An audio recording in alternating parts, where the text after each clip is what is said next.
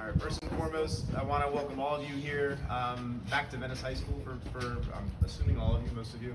My name is Ryan Shirley. I'm the Assistant Principal of Administration here at Venice High School, and I've over the past couple of months helped coordinate with the Walkers the installation of two beautiful gardens that have already been greatly enjoyed and appreciated by our student body and our faculty. And I was telling Dr. Walker just a few minutes ago, it's even inspired this coming week. We have a couple student organizations that are starting to clear out and improve a couple of other landscaped areas around campus. So, it's just been great to be able to enjoy, such a beautiful addition to our campus and know that it's inspired our students to do so as well. So, I don't want to take up any more of your time, so I'm going to introduce Dr. Walker up to the podium. That should be for him, I hope.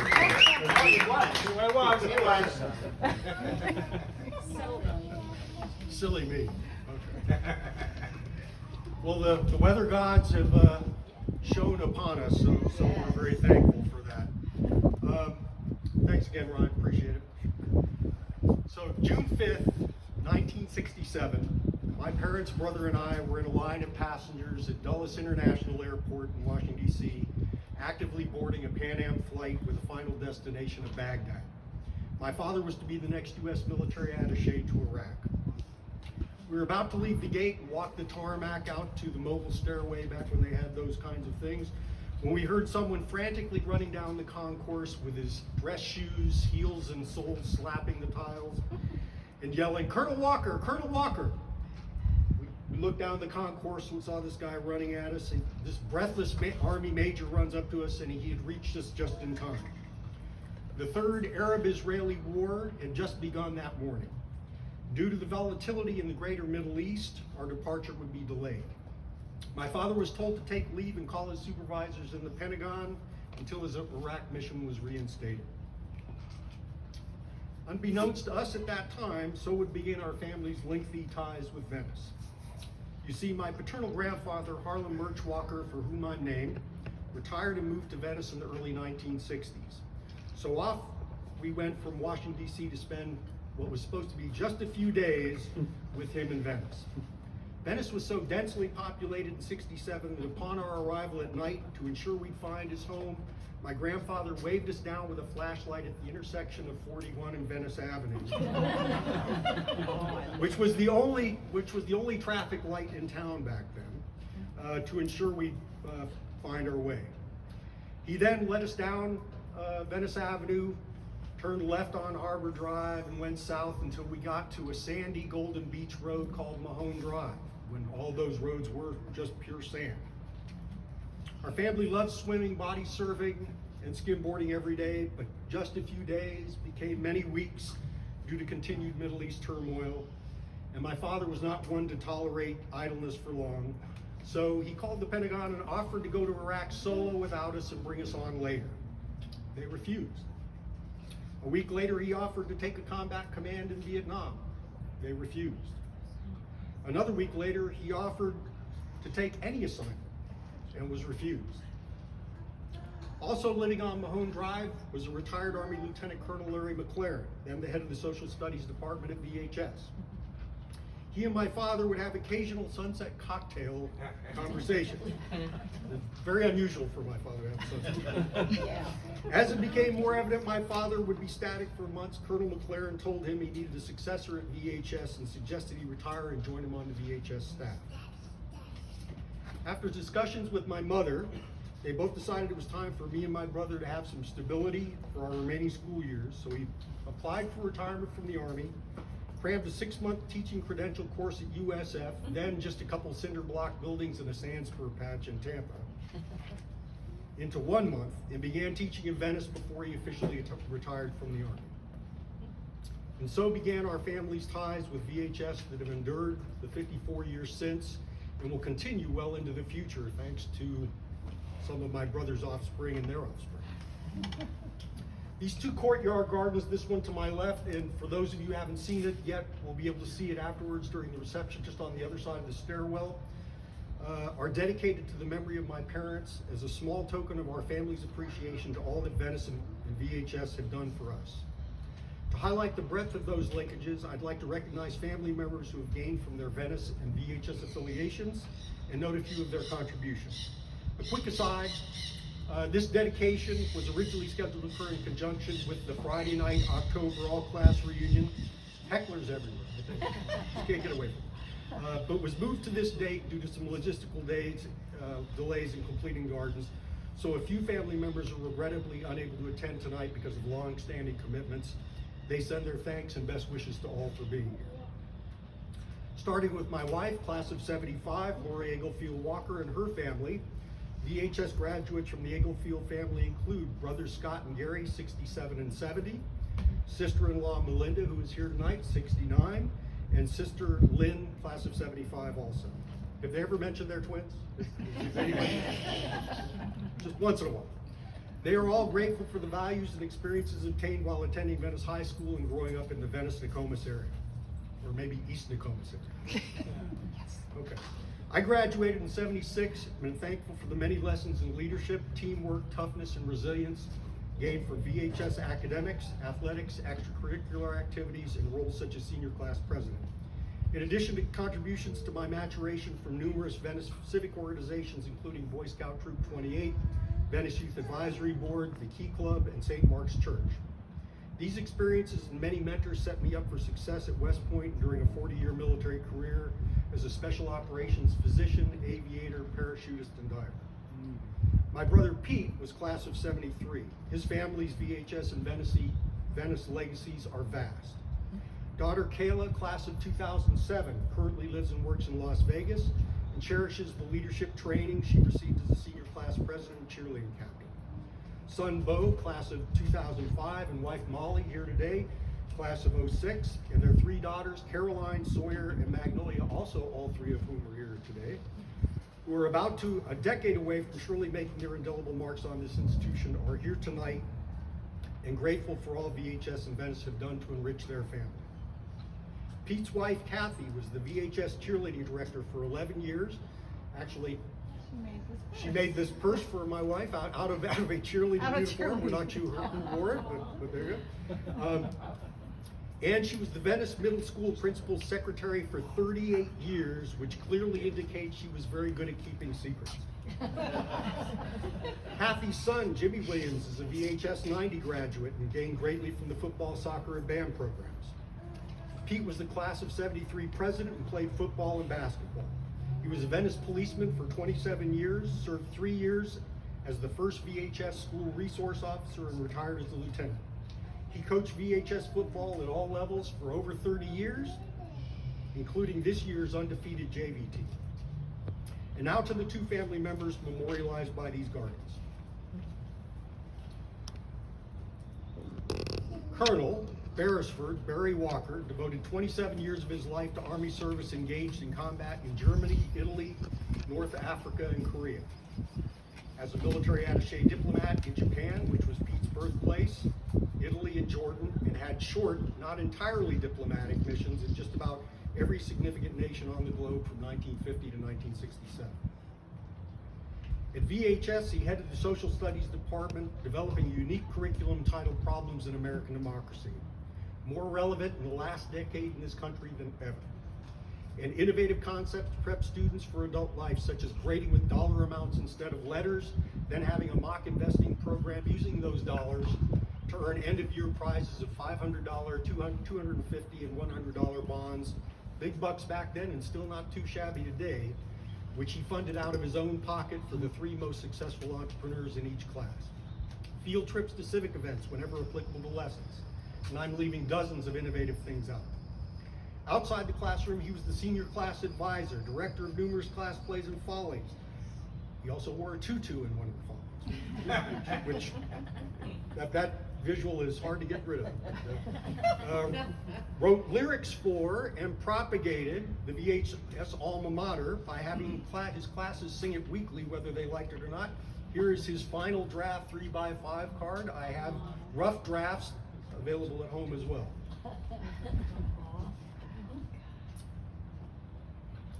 He also officiated track and field meets, and again, I'm leaving dozens of things out.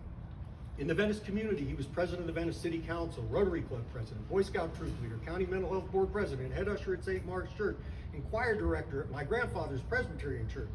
Our Sunday routine was we would go to the 7:30 service at St. Mark's. He would usher, my brother and I would acolyte. He'd take us to breakfast at the King's table. He'd drop us off at home. He'd go to my father's church and direct the choir. It was just incredible. He was also the director and performer in many Venice Little Theater plays in the very early years when they were operating out of the hangar over at the airport, and then when they moved to KMI initially. He was an accomplished pianist and baritoner, and I'm leaving dozens of things out. The depth and breadth of his contributions to Venice and Venice High School are daunting enough, but even more so when we consider he did all these things not consecutively, but simultaneously for 13 years. All those things he did every day, every week, every month, every year for 13 years. It's mind-boggling.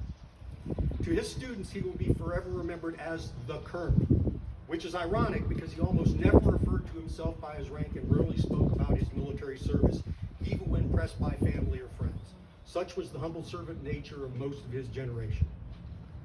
To further highlight my father's ethic of selfless service, I was fortunate to have a conversation in the 1980s with one of my father's fellow social science teachers, Mr. J. Dunn. God rest his soul. He offered me the following anecdotes. The setting was an end-of-year school assembly, and Mr. Dunn did not feel it. So he asked my father if he could go home in lieu of attending the assembly. My father proceeded to, in Jay's words, not so kindly counsel him about his obligations to set an example for students, and gave him no option but to attend. Jay was not happy with this counseling, or my father, but begrudgingly went to the assembly and ensured he was nowhere near my father. The final announcement of the assembly was the yearbook dedication. Mr. J. Dunn. He looked across the auditorium at my father with a wry smile, and my father simply nodded his approval. He knew in advance that Jay was the awardee, but didn't want to spoil the surprise by explaining why Jay had to attend. Mr. Dunn also later found out that in the mid-1970s, after my father received multiple yearbook dedications, that he privately notified the faculty yearbook advisor he would no longer allow himself to be considered.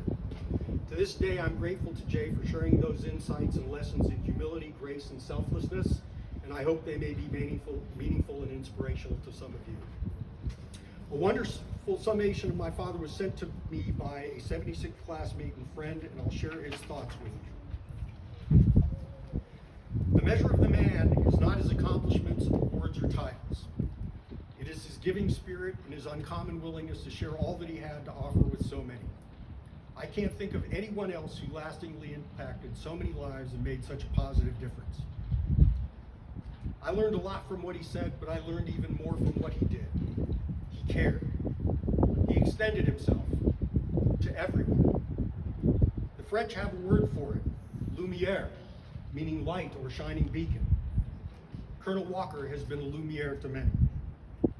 I have a practice now with my own kids taken from my days at Boy Scout camp. Colonel Walker would awake before anyone else in the camp and rouse the rest of us by singing in his melodious, deep voice. Good morning to you, good morning to you. We're all in our places with bright shining faces. Good morning to you. I sing that song to great effect in my house today. No doubt my kids will be singing it to their kids in the years to come. So you see, even in this small way, the light that was Colonel Walker will continue to shine. In reflecting on what the great Colonel did for all of us, we were all in our places with bright shining faces. That's cool. There will be more singing, but it'll be you, not me. So that's the one time you have to listen to me sing. I saved my mother, Clarice Mary Evelyn Peterson Justice Walker, for last, mainly because she has a very long name. But truly, she was the unsung hero of our family.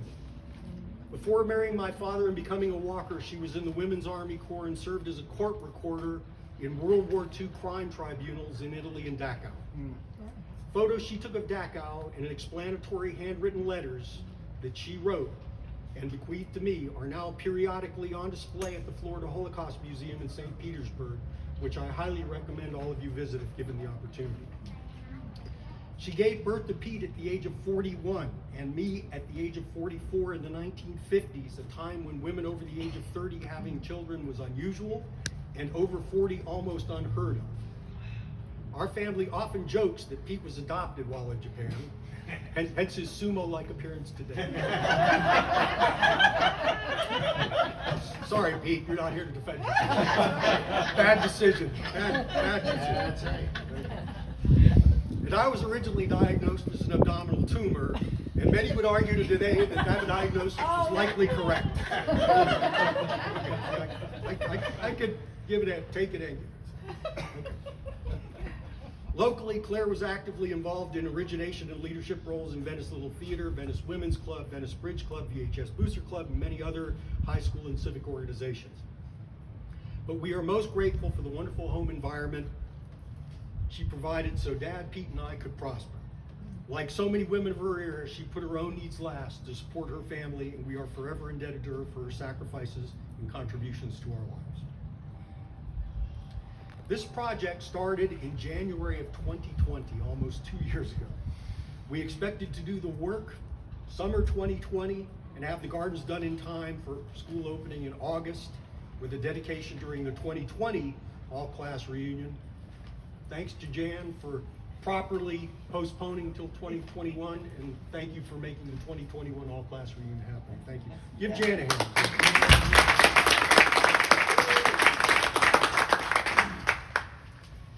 Due to the pandemic-induced higher priorities and delays for all involved, the project was deferred until last summer and this fall. It's been a challenge, and we'd like to thank everyone responsible for these gardens and this ceremony for their assistance and perseverance.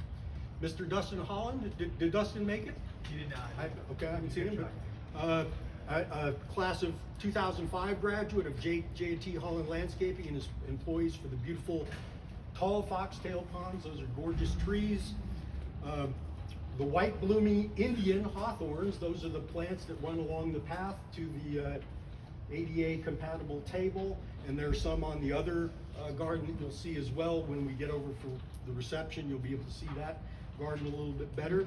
So we've got Indian hawthorns, we've got Walters viburnums, which are also white blooming, the closest plant we could find to Walker, so Walters will have to do.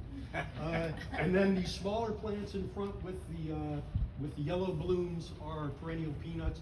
I look forward to the day when these are all going to grow about knee high, and again, the Indian hawthorns will be white blooming, these will be white blooming, and the perennial peanuts will be yellow blooming. You can see a little bit of that now, but not much. So it's going to be beautiful as it matures. He also put in a new drip irrigation system, the brick paver paths, and pads for the hexagonal garden tables. We'd like to thank Dr. Henson Dacey and her art students for the VHS wall mural and stepping stones in the smaller garden on the other side of the stairwell.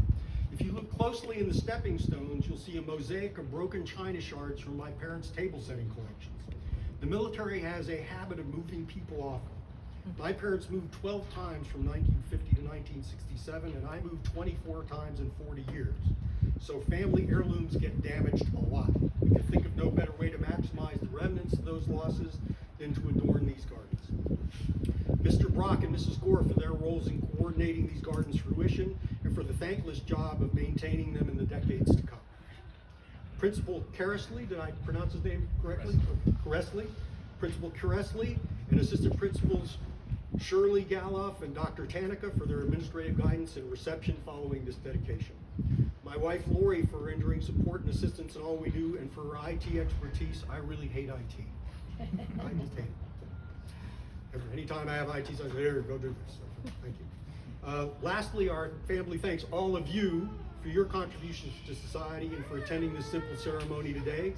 If your schedule allows, please remain after to join us for refreshments and cheering on the football team later this evening. But in closing, I would ask Jim Clinch, vocalist extraordinary of the Crying Shames, to join me at the podium and lead us in the singing of the VHS alma mater. Hopefully all of you who are graduates from my father's era better remember it. But This is going to be, you will do it. We're going to stay until you do it right. That's right. In the spirit of Colonel Walker, nobody leaves until they get it right, okay? Sir. Exactly. Isn't it something in the key of R? What? You pick. You're the musician. I have no capacity.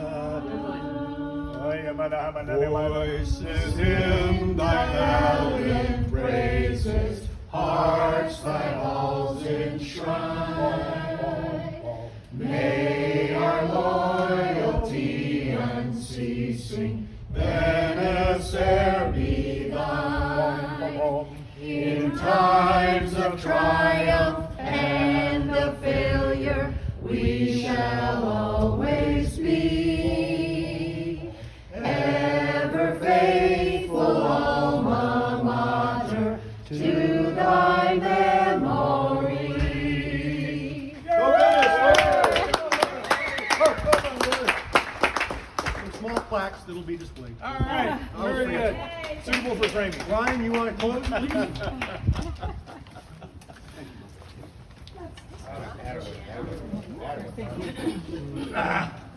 Albums available in the lobby. Well, again, we just want to thank you all for coming to celebrate and honor the gardens that have been, again, graciously donated. We have some light refreshments over in front of the second garden where you can see, again, those mosaics. And then we hope to see you at the football game afterwards. Who do we play? Who do we play? North Fort Myers, Last home game. senior night, final Last- home game, last week. final regular And then season they go into home game. We start playoffs next week, so. Perfect.